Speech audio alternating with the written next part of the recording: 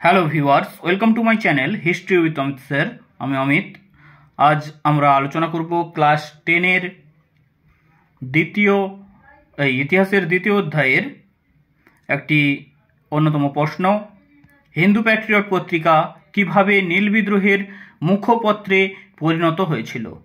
Hindu Patriot পত্রিকা কিভাবে নীল বিদ্রোহের মুখপত্রে পরিণত হয়েছিল? আমরা জানি যে হিন্দু প্যাট্রিয়ট পত্রিকা নীল বিদ্রোহের বিভিন্ন দিক তুলে ধরেছিল। নীলকর সাহেবরা যে অকথ্য পরিমাণে অত্যাচার করত নীল চাষিদের ওপর, সেগুলো তুলে ধরেছিল হিন্দু প্যাট্রিয়ট পত্রিকা। নীলকর সাহেবরা কি করত? অগ্রিম অর্থ দিয়ে দিত। অগ্রিম অর্থ নীল চাষিদের উপর চাপিয়ে দিত। অগ্রিম অর্থ দিয়ে দিত নীল চাষিদেরকে বিঘা প্রতি 2 টাকা করে। এবার ওই পয়সা দিয়ে চাষিদেরকে নীল চাষ করতে বাধ্য করত। যেখানে বাংলার মাটিতে ধান ভালো হবে সেখানে নীল চাষ করতে বাধ্য করত। এমনকি ওই নীল বিক্রি করতে হবে কাদেরকে? না, নীলকর সাহেবদেরকেই বিক্রি করতে হবে। উৎপাদিত নীল বিক্রি করতে হবে। কারণ চাষিদেরকে যেহেতু অগ্রিম অর্থ দিয়ে রেখেছে, জোরপূর্বকভাবে অগ্রিম অর্থ দিত এবং অগ্রিম অর্থ বা দাদন দিত এবং তাদেরকে ওই নীলকর সাহেবদেরকেই নীল বিক্রি করতে হতো। এবার নীলকর সাহেবরা কম দামে নীল নিত, এর ফলে চাষিদের লস হতো। ধরো একটা 50 টাকার নীল, একটা পরিমাণ নীল আমি 50 টাকায় বিক্রি করতে পারবো। সেখানে নীলকর সাহেবরা বলছে 25 টাকায় দিতে হবে, অন্যজন বলছে 50 টাকায় কিনে নেবে। কিন্তু তুমি সেই অন্যজনকে দিতে পারবে না, যে 50 টাকায় নেবে তাকে দিতে পারবে না। কারণ তুমি বাঁধা পড়ে আছো, আগে থেকেই অগ্রিম অর্থ তার কাছে নিয়েছো, সেখানে শর্ত অনুযায়ী বলা আছে তাকেই নীলটা বিক্রি করতে হবে। নীলকর সাহেবের কাছ থেকে তুমি দাদন নিয়েছো, অগ্রিম অর্থ নিয়েছো। দাদন অর্থাৎ অগ্রিম অর্থ যেহেতু তুমি নিয়েছো, তার জন্য তুমি তাকেই নীল বিক্রি করতে বাধ্য থাকবে। সে কম দামে নিলেও তাকে দিতে হবে। এক্ষেত্রে চাষিদেরই লস হচ্ছে। এছাড়া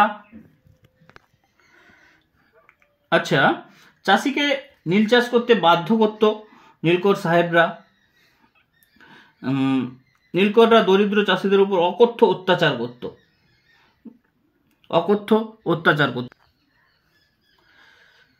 চাষিকে নীল চাষে বাধ্য করতে বা তার কাছ থেকে নির্দিষ্ট পরিমাণ নীল আদায় করার জন্য নীলকররা দরিদ্র চাষির ওপর অকথ্য অত্যাচার করত।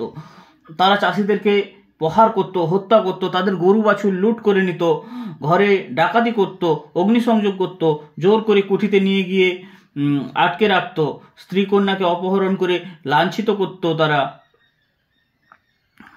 আমরা নীলকর সাহেবদের এরকম অত্যাচার দেখতে পাই। হিন্দু প্যাট্রিয়ট পত্রিকা কিন্তু নীল বিদ্রোহের বিরুদ্ধে কলম ধরেছিল।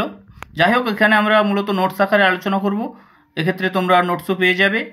বলে রাখি, ইতিহাসের বিভিন্ন ধরনের ভিডিও পেতে আমার চ্যানেলটি সাবস্ক্রাইব করে রাখো। ভিডিও যদি ভালো লাগে তাহলে লাইক, শেয়ার, কমেন্ট করো, যা আমার পরবর্তী ভিডিও বানানোর পাথেয় হয়ে দাঁড়াবে। আলোচনায় আসা যাক। 19 শতকে নীলকর সাহেবদের শোষণ ও অত্যাচারে বাংলার নীল চাষিদের জীবন দুর্বিষহ হয়ে ওঠে।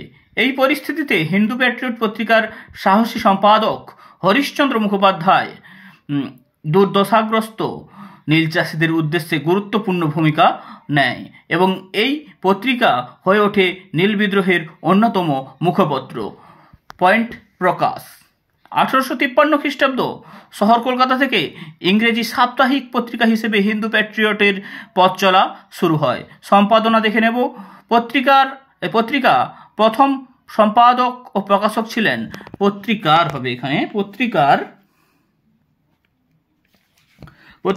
প্রথম সম্পাদক ও প্রকাশক ছিলেন যথাক্রমে মধুসূদন রায় ও গিরিশচন্দ্র ঘোষ। 1855 খ্রিস্টাব্দ থেকে হরিশ্চন্দ্র মুখোপাধ্যায় এই পত্রিকার সম্পাদক তথা স্বত্বাধিকারী হন।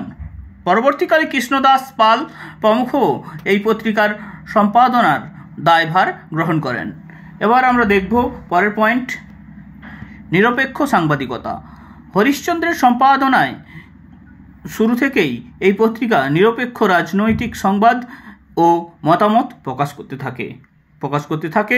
লর্ড ডালহৌসির নির্লজ্জ রাজ্যগ্রাস নীতি, সরকারের নিষ্ঠুর দমন নীতি, লর্ড ডালহৌসি তার সত্ত্ববিলোপ নীতি দ্বারা একের পর এক রাজ্য অধিগ্রহণ করে চলছিল। সেই সময় সরকারের নিষ্ঠুর দমন নীতি, দেশীয় জমিদারদের অত্যাচার প্রভৃতির খবর নিরপেক্ষভাবে প্রকাশিত হতো হিন্দু প্যাট্রিয়টের পাতায় পাতায়। 1857 খ্রিস্টাব্দ মহাবিদ্রোহের খবরগুলি নিয়মিত শিরোনামে তুলে ধরত হিন্দু প্যাট্রিয়ট। এবার একটি গুরুত্বপূর্ণ পয়েন্ট, খবর নীল বিদ্রোহ। নীলকরদের অত্যাচারের বিরুদ্ধে হিন্দু প্যাট্রিয়ট নীল চাষিদের প্রায় মুখপত্র হয়ে উঠেছিল। হরিশ্চন্দ্র নীল চাষিদের সমর্থনে এগিয়ে আসেন এবং তার লেখনীর মাধ্যমে নীলকরদের অত্যাচার এবং নীল বিদ্রোহ সংক্রান্ত বিভিন্ন সংবাদ নিয়মিত প্রকাশ করতে থাকেন। তিনি পত্রিকায় নীল সংবাদ নামে একটি স্বতন্ত্র বিভাগ খোলেন এবং এই উদ্দেশ্যে শিশির কুমার ঘোষ এবং মনমোহন ঘোষ নামক সাংবাদিককে নিয়োগ করেন। শুধু তাই নয়, বিদেশি সংবাদ সংস্থা থেকে বাণিজ্যিক খবর সংগ্রহ করে হিন্দু প্যাট্রিয়টে তা ছাপানোর ব্যবস্থা করেন। এইভাবে ভারতবর্ষের সংবাদপত্রের জগতে এক নবদিগন্তের উন্মোচন করেন। নীলকররা তার বিরুদ্ধে মানহানির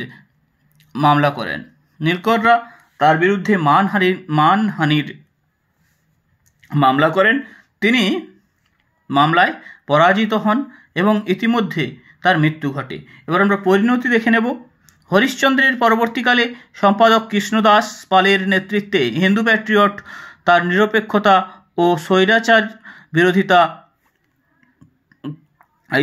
বিরোধিতার ধারা সুদীর্ঘকাল ধরে বজায় রেখেছিল। সম্পাদক রাজকুমার সর্বাধিকারীর হাত ধরে 1892 খ্রিস্টাব্দ থেকে দৈনিক হিন্দু প্যাট্রিয়টের পথ চলা শুরু।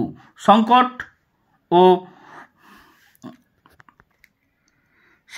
ও সমাদরের মধ্য দিয়ে দীর্ঘ 70 বছরের উজ্জ্বল অস্তিত্ব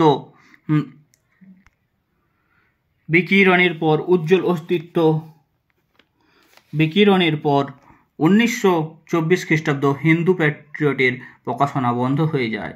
মন্তব্য: নিরপেক্ষতা ও স্বৈরাচার বিরোধিতার এক মূর্ত প্রতীক হিন্দু প্যাট্রিয়ট পত্রিকা। বাস্তবিকই হিন্দু প্যাট্রিয়ট এর ইতিহাস হলো নীল বিদ্রোহের ইতিহাস।